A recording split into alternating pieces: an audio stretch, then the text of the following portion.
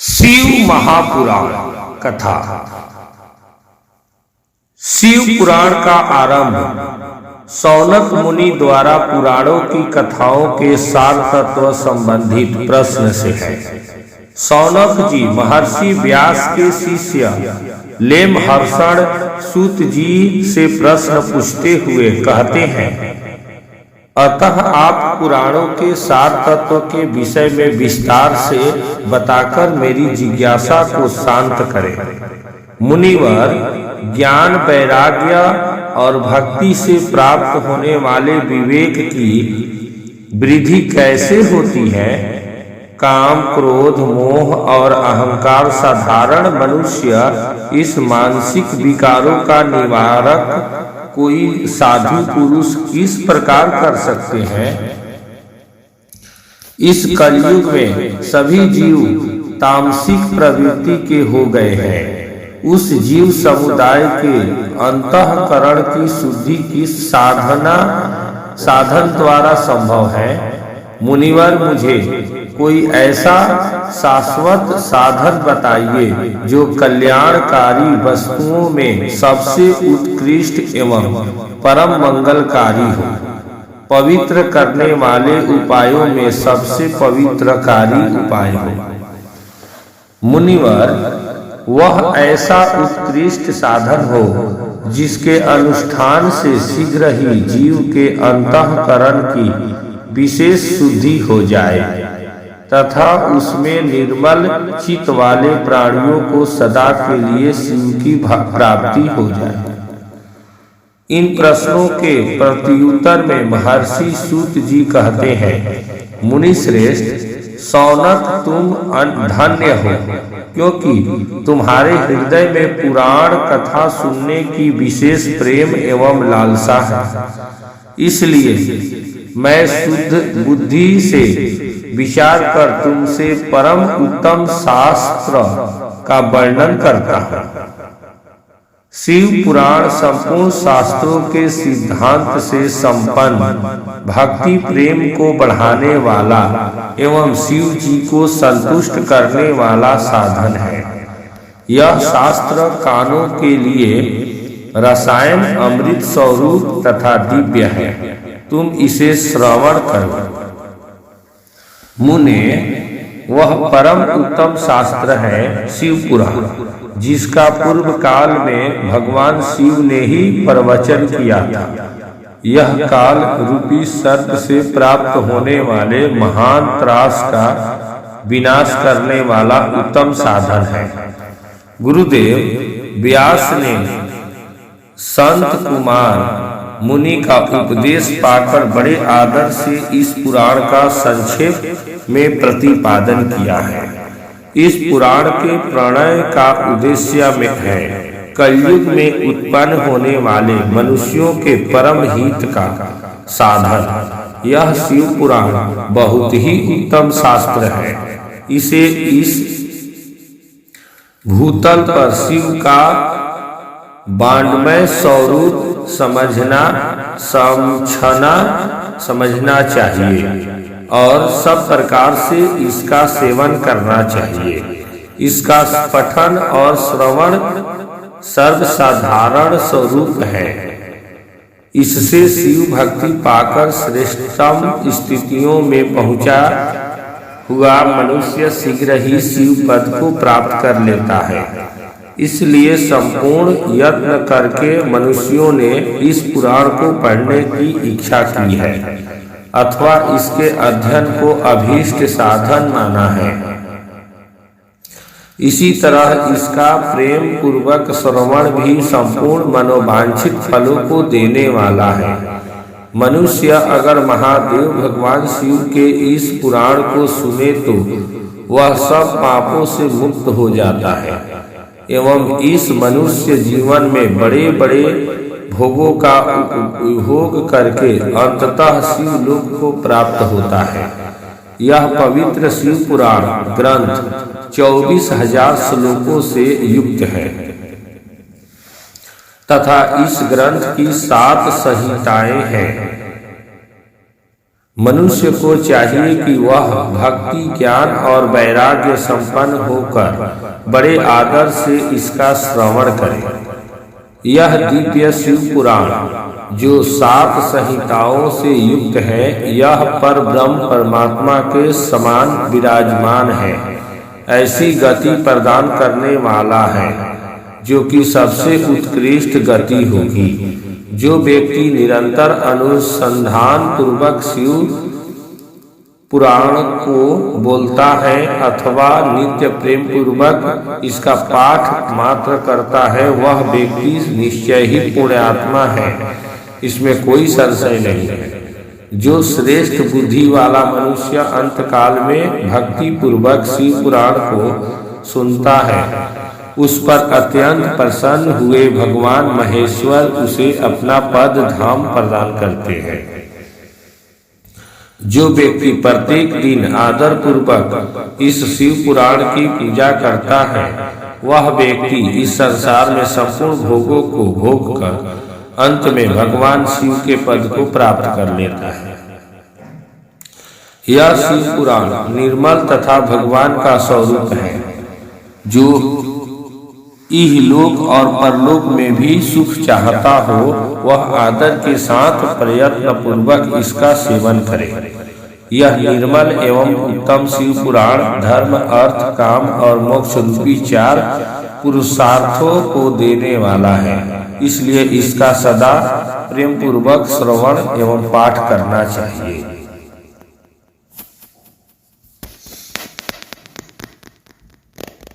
श्री शौनक जी ने कहा, महाभाग सूत जी, आप धन्य हैं, परमार्थ तत्व के ज्ञाता हैं। आपने बहुत कृपा करके हम लोगों को यह दिव्य कथा सुनाई है। निश्चित ही भूतल पर इस कथा के समान कल्याण का कोई दूसरा सर्वश्रेष्ठ साधन नहीं है।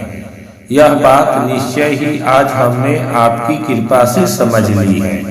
सूत जी, कलयुग में इन कथाओं के द्वारा कौन कौन से पापी शुद्ध होते हैं, उनका कृपा पूर्वक वर्णन कीजिए एवं इस जगत को कृतार्थ कीजिए।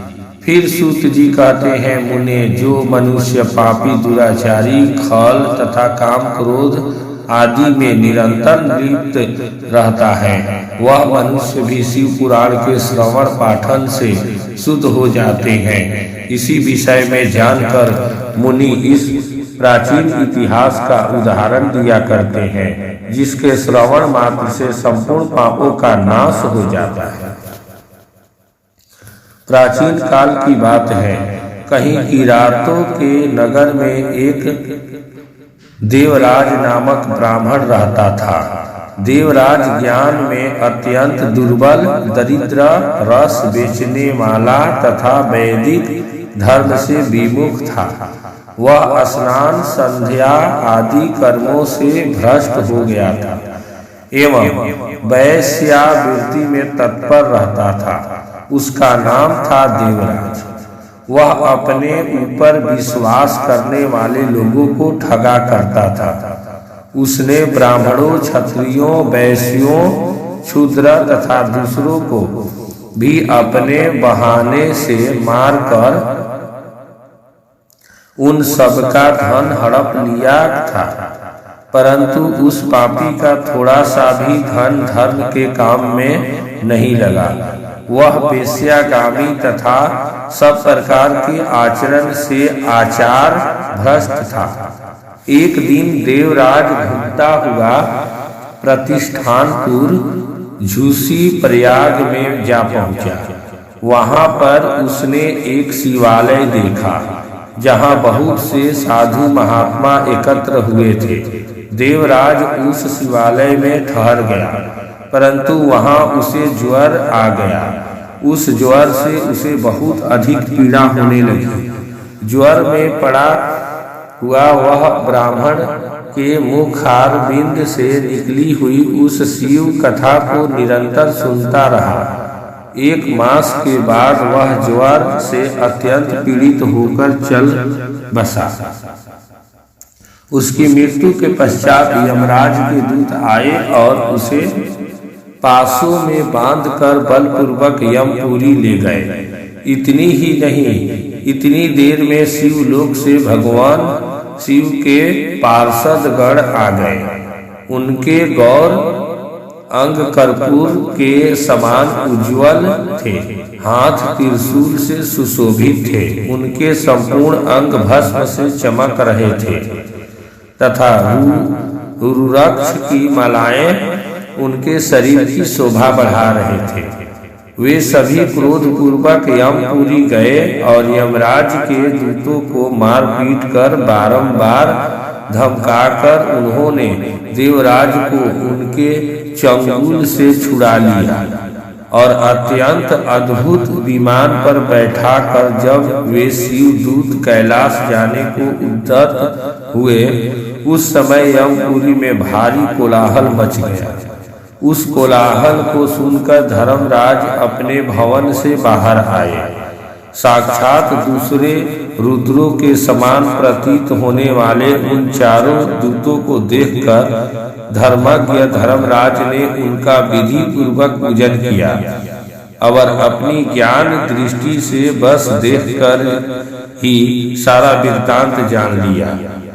उन्होंने भय के कारण भगवान शिव के उन महात्मा दूतों से कोई बात नहीं की पूछी, अपितु उन सबकी पूजा एवं प्रार्थना की। तत्पश्चात वे शिव दूत कैलाश को चले गए और वहां पहुंचकर उन्होंने उस ब्राह्मण को दया सागर सांब शिव के हाथ में दे दिया।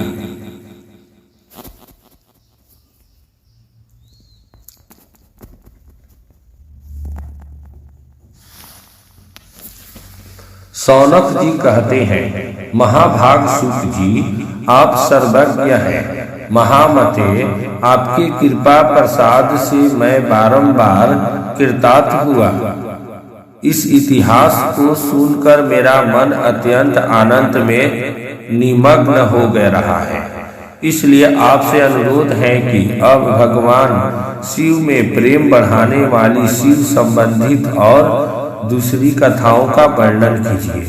फिर सूत जी कहते हैं, सौनक सुनो, मैं तुम्हारे सामने गोपनीय कथा वस्तु का भी वर्णन करूंगा, क्योंकि तुम शिव भक्तों में अग्रगण्य तथा वेद वेदताओं में श्रेष्ठ हो। समुद्र के निकटवर्ती प्रदेशों में वासकल नामक एक ग्राम है, जहाँ वैदिक धर्म से विमुख महापापी द्विज निवास करते हैं। वे सभी बड़े दुष्ट हैं, किसानी करते हैं और भांति भांति प्रकार के अस्त्र शस्त्र रखते हैं। वे बेविचारी और खल हैं। उन सबको इस बात की बिल्कुल भी आभास नहीं है कि ज्ञान वैराग्य तथा सधर्म का सेवन ही मनुष्यों के लिए परम पुरुषार्थ है। वे सभी पशु बुद्धि वाले हैं। जिस स्थान के द्विज ऐसे बुद्धि वाले हो, वहाँ के अन्य वर्णों के बारे में क्या कहा जाए। अन्य वर्णों के लोग भी उन्हीं के भांति कुत्सित विचार रखने वाले स्वधर्म विमुख एवं खल हैं।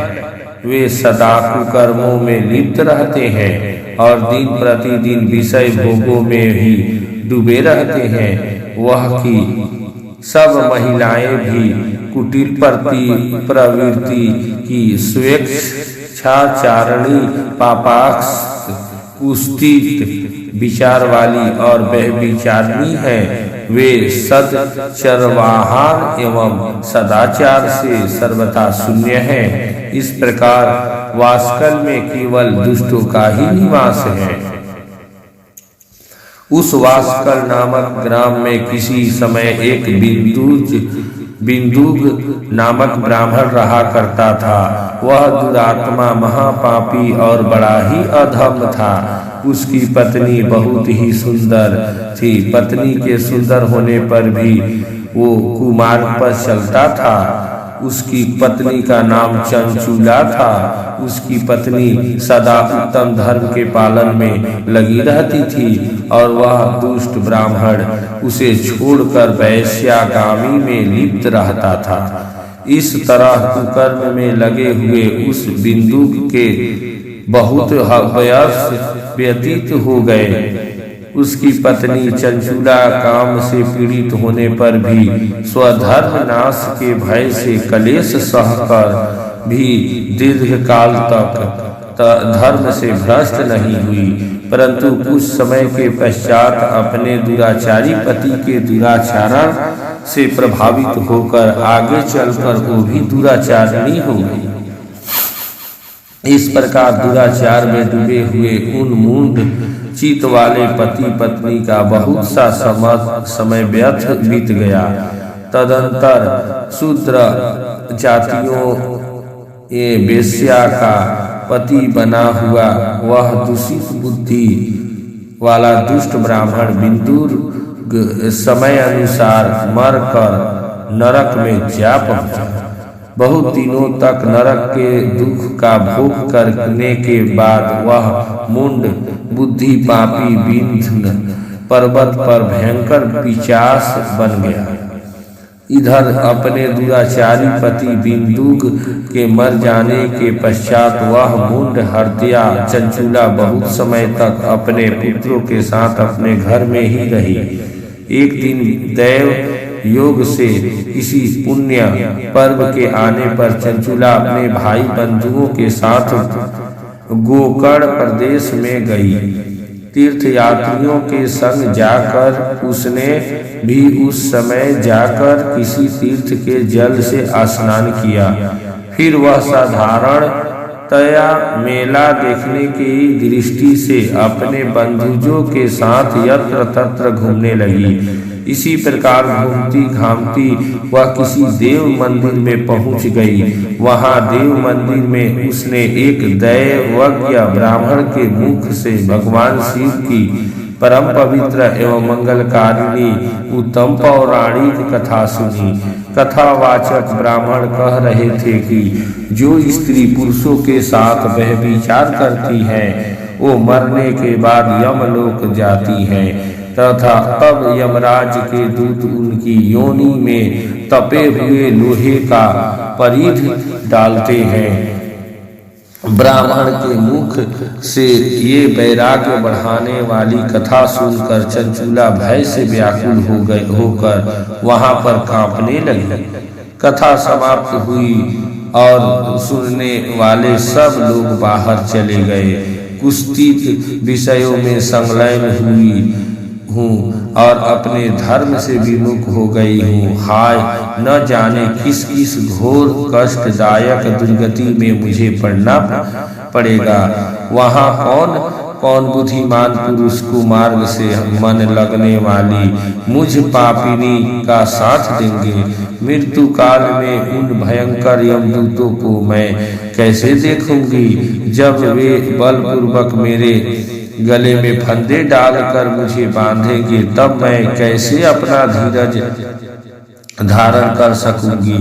नरक में जब मेरे शरीर के टुकड़े टुकड़े किए जाएंगे उस समय विशेष दुख देने वाली उस महायातना को वहां में मैं कैसे सहन कर सकूंगी। हाय, मैं मरी गई, मैं जल गई, मेरा हृदय विदीर्ण हो गया और मैं सब प्रकार से नष्ट हो गई, क्योंकि मैं हर तरह से पाप में ही डूबी रही हूँ।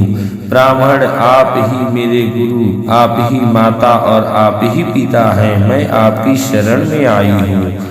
मुझ दीन अबला पर आप ही उद्धार कीजिए।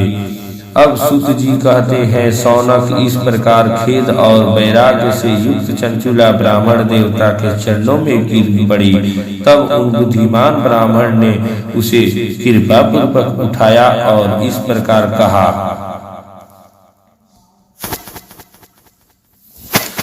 ब्राह्मण बोले, नारी, सौभाग्य की बात है कि भगवान शिव की कृपा से शिव पुराण की इस वैराग्य युक्त कथा को सुनकर तुम्हें समय पर सचेत हो गई हो। ब्राह्मण पत्नी, तुम डरो मत, भगवान शिव की शरण में जाओ। भगवान शिव की कृपा से सारा पाप तत्काल ही नष्ट हो जाता है। मैं तुमसे भगवान शिव की कीर्ति कथा से युक्त उस परम वास्तु का वर्णन करूंगा जिससे तुम्हें सदा सुख देने वाली उत्तम गति की प्राप्ति होगी।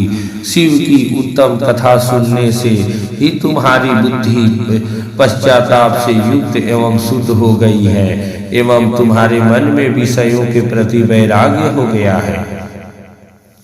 पश्चाताप ही पापियों के लिए सबसे बड़ा प्रायश्चित है।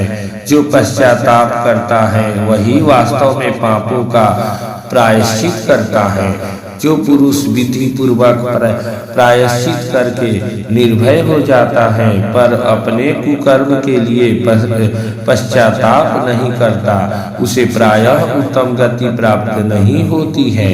परंतु जिसे अपने कुकृत्य पर हार्दिक पश्चाताप होता है वह अवश्य उत्तम गति का भागी होता है, इसमें संशय नहीं है।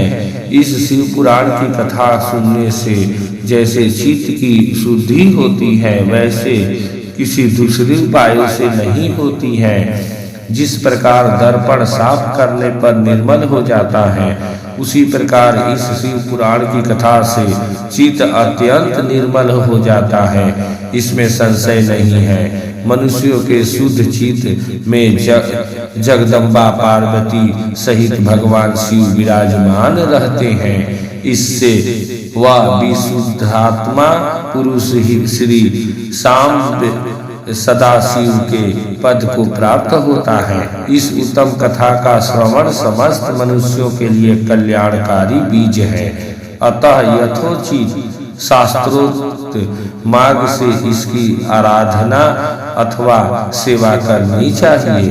यह भव बंधन रूपी रोग का नाश करने वाली है। भगवान शिव की कथा को सुनकर फिर अपने हृदय में उसका मनन एवं निधिध्यासन करना चाहिए। इससे पूर्णतः चित्त शुद्धि हो जाती है।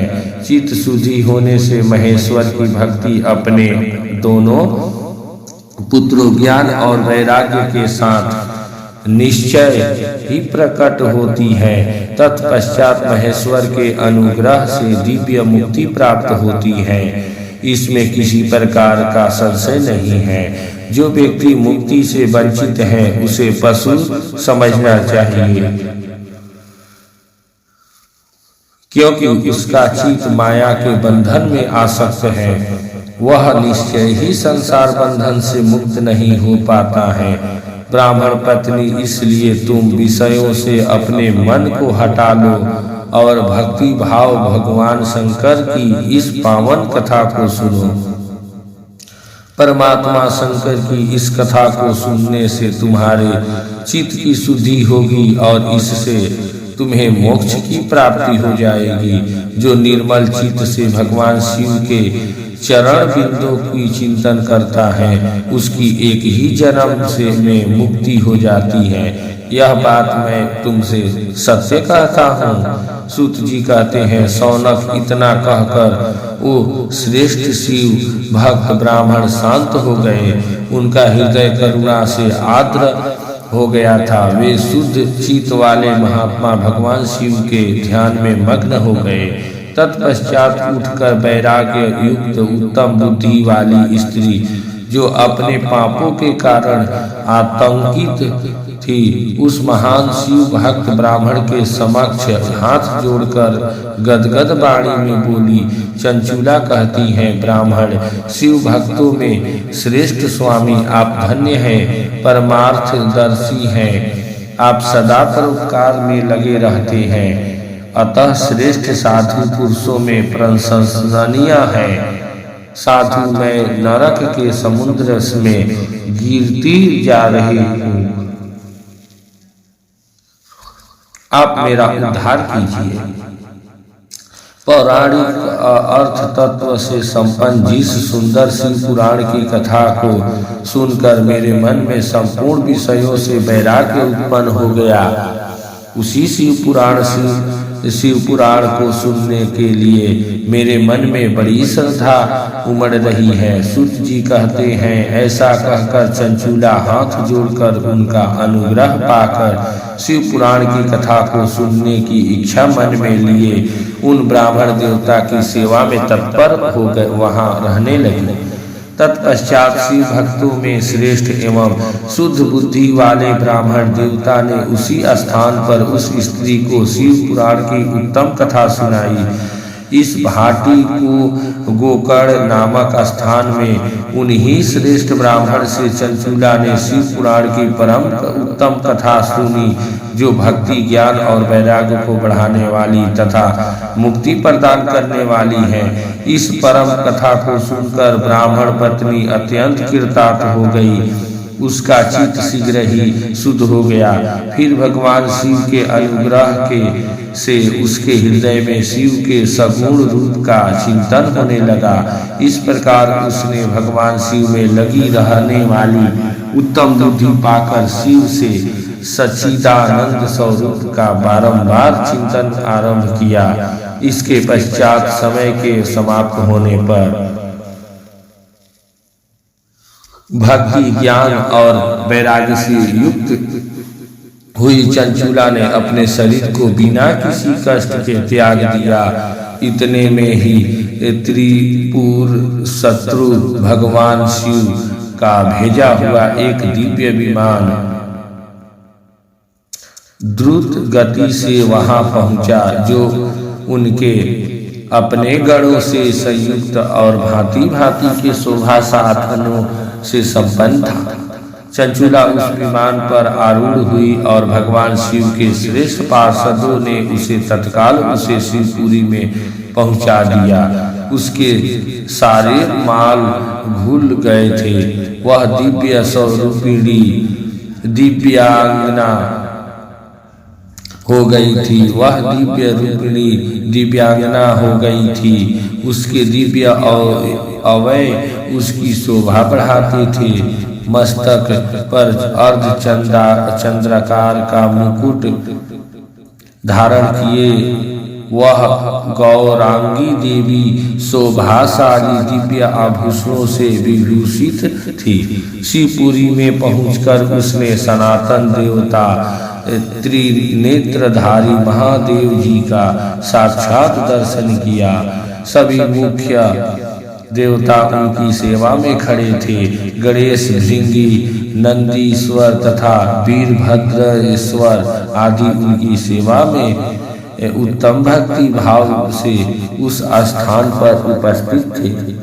उनकी अंग कांति करोड़ों सूर्यों की भांति प्रकाशित हो रही थी।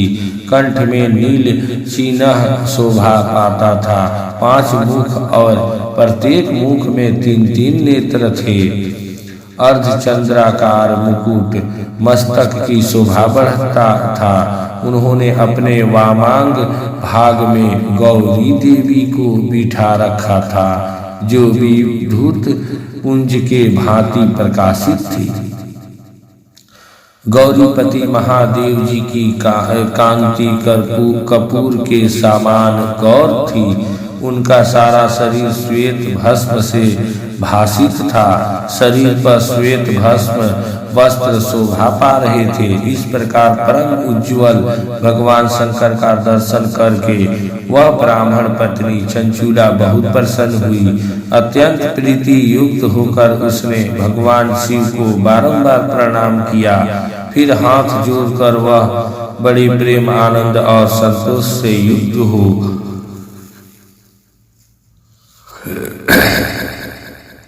विनीत भाव से खड़ी हो गई। उसके नेत्रों से आनंद आंसुओं के अविरल धारा प्रवाह होने लगा। उस समय भगवती पार्वती और भगवान शंकर ने उसे बड़ी करुणा के साथ अपने पास बुलाया और सौम्य दृष्टि से उसकी ओर देखने लगे। पार्वती जी ने तो दिव्य रूप धारणी बिंदु प्रिया चंचूला को प्रेम पूर्वक अपनी सखी बना लिया। वह उस परमानंद घन ज्योति स्वरूप सनातन धाम में अविचल निवास पाकर दिव्य शौक से संपन्न हो अक्षय सुख का अनुभव करने लगी। सूत जी बोलते हैं, शौनक एक दिन परमानंद में मग्न हुई। चंचूला ने उमा देवी के पास जाकर दोनों हाथ जोड़कर प्रणाम किया और वह उनकी स्तुति करने लगी। चंचूला बोली, गिरिराज नंदिनी स्कंद माता उमे, मनुष्यों ने सदा आपका सेवन किया है। समस्त सुखों को देने वाली शंभु प्रिय आप ब्रह्म स्वरूपिणी है। विष्णु और ब्रह्मा आदि देवताओं द्वारा सेव्य है। आप ही संसार की सृष्टि पालन और संहारक हैं। तीनों गुणों का आश्रय भी आप ही हैं। ब्रह्मा, विष्णु और महेश्वर इन तीनों देवताओं का निवास स्थान तथा उनकी उत्तम प्रतिष्ठा करने वाली पराशक्ति आप ही हैं। फिर सूत जी कहते हैं, शौनक सद्गति को प्राप्त कर चुकी चंचूला इस प्रकार महेश्वर पत्नी उमा की स्तुति करके सिर झुकाए चुप हो गई। उसके नेत्रों में प्रेम के आंसू उमड़ आए। तब करुणा से भरी शंकर प्रिया भक्तवत्सला पार्वती देवी ने चंचूला को संबोधित करके कहा, सखी चंचूले सुंदरी, मैं तुम्हारी की हुई इस स्तुति से अत्यंत प्रसन्न हुई। बोलो क्या वर मांगती हो? तुम्हारे लिए मुझे कुछ भी न देने योग्य नहीं है। चंचूला बोली, निष्पाप गिरिजा कुमारी, मेरे पति बिंदुक इस समय कहाँ है? उनकी कैसी गति हुई है यह मैं नहीं जानती। मैं अपने उन पति देव से जिस प्रकार संयुक्त हो सकूं वैसा कोई उपाय कीजिए। मेरे पति एक शूद्र जातियों ये वेश्या के प्रति आसक्त थे और पाप ही में ही संलग्न रहते थे। उनकी मौत मेरी मृत्यु से पूर्व ही हो चुकी थी। मुझे कोई आभास नहीं है कि किस गति को प्राप्त हुई। गिरिजा बोली, बेटी बिंदुक नामक तुम्हारा पति बड़ा पापी था। उसका अंतःकरण बहुत ही दूषित था। वेश्या का उपभोग करने वाला वह महामूढ़ मरने के बाद नरक में पड़ा।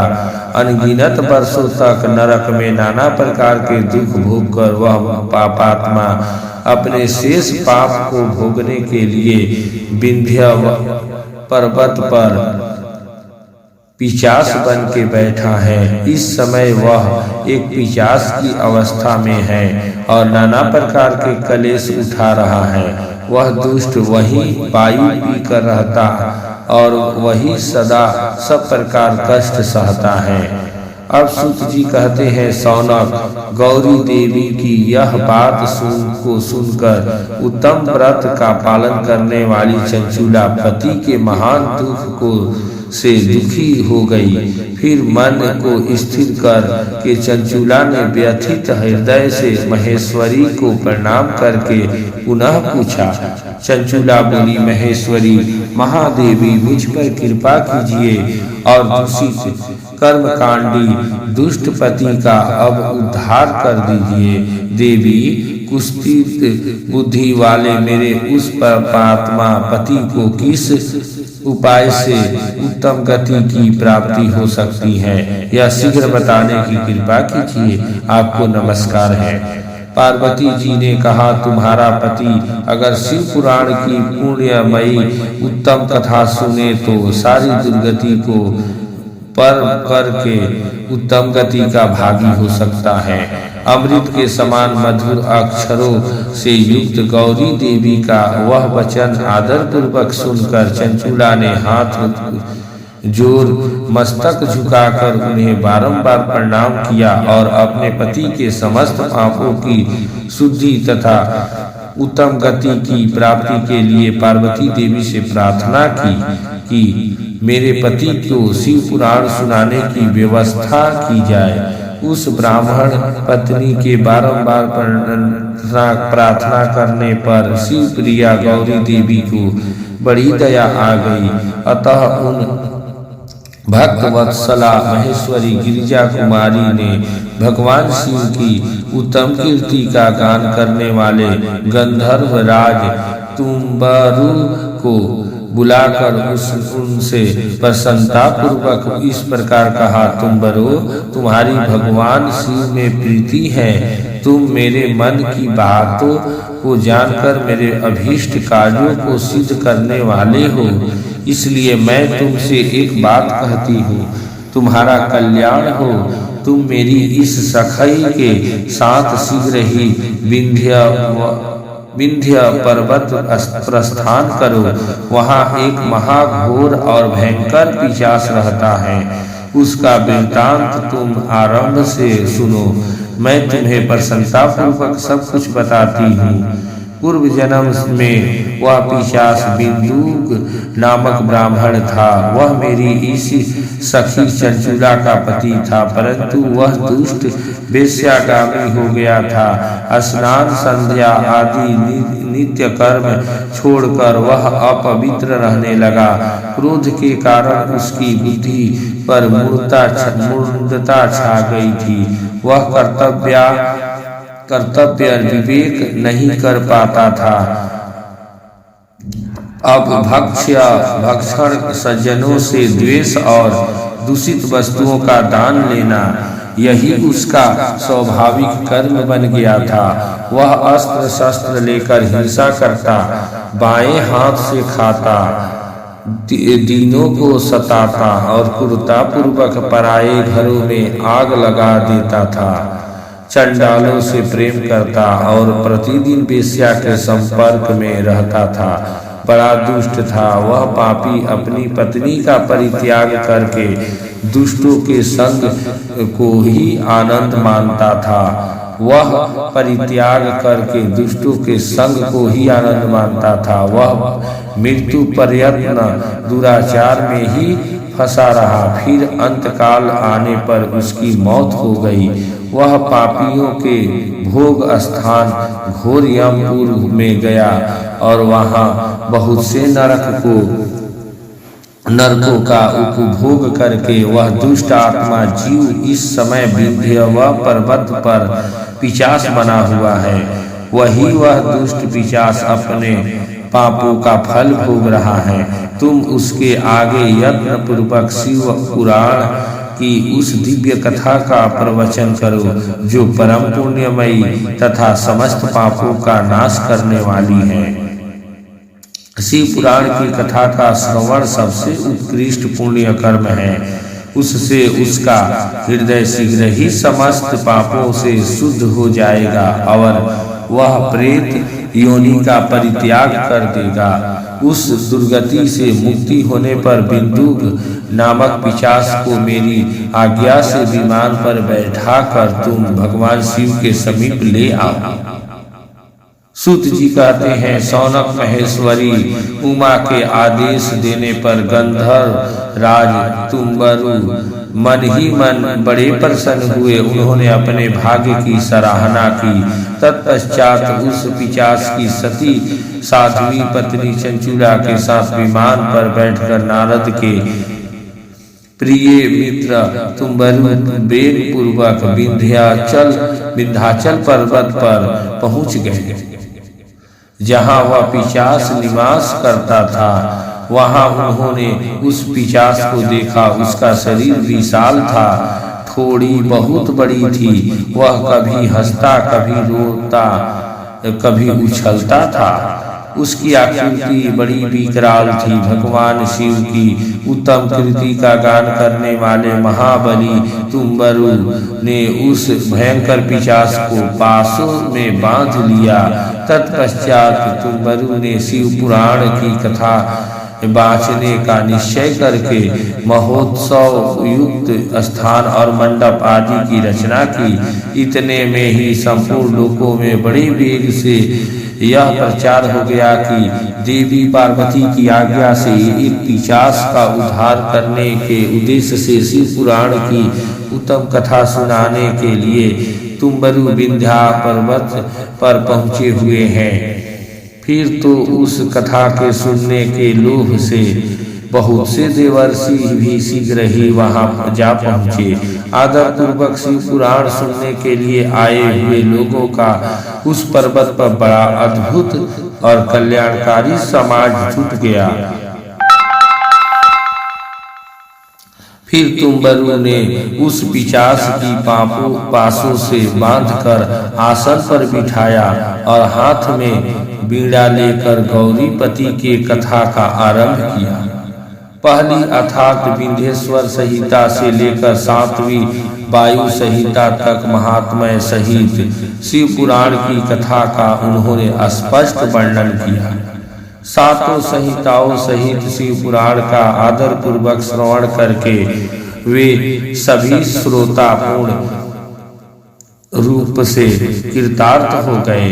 उस परम पुण्यमय शिव पुराण को सुनकर उस पिशाच ने अपने सारे पापों को धोकर उस पैशाचिक शरीर का त्याग कर दिया। फिर तो शीघ्र ही उसका रूप दिव्य हो गया।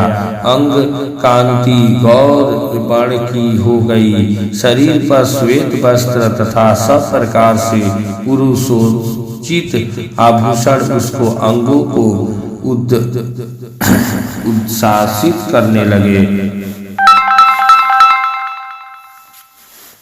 वह त्रिनेत्रधारी चंद्रशेखर रूप का हो गया। इस प्रकार दिव्य देहधारी रूप होकर श्रीमान दुर्ग अपनी प्राण बल्लभा चंचुला के साथ स्वयं भी पार्वती बल्लभ भगवान शिव का गुणगान करने लगा। उसकी स्त्री को इस प्रकार से सुशोभित देख वे सभी देवर्षि बड़े विस्मित हुए। उनका चित्त से परमानंद से परिपूर्ण हो गया। भगवान महेश्वर का वह अद्भुत चरित्र सुनकर वे सभी श्रोता परम कृतार्थ हो प्रेम पूर्वक श्री शिव का यशो गान करते हुए अपने अपने धाम की ओर प्रस्थान कर गए। दिव्य रूपधारी श्रीमान दुर्ग भी सुंदर विमान पर अपनी प्रियतमा के पास बैठकर सुखपूर्वक आकाश में स्थित हो बड़ी शोभा पाने लगे।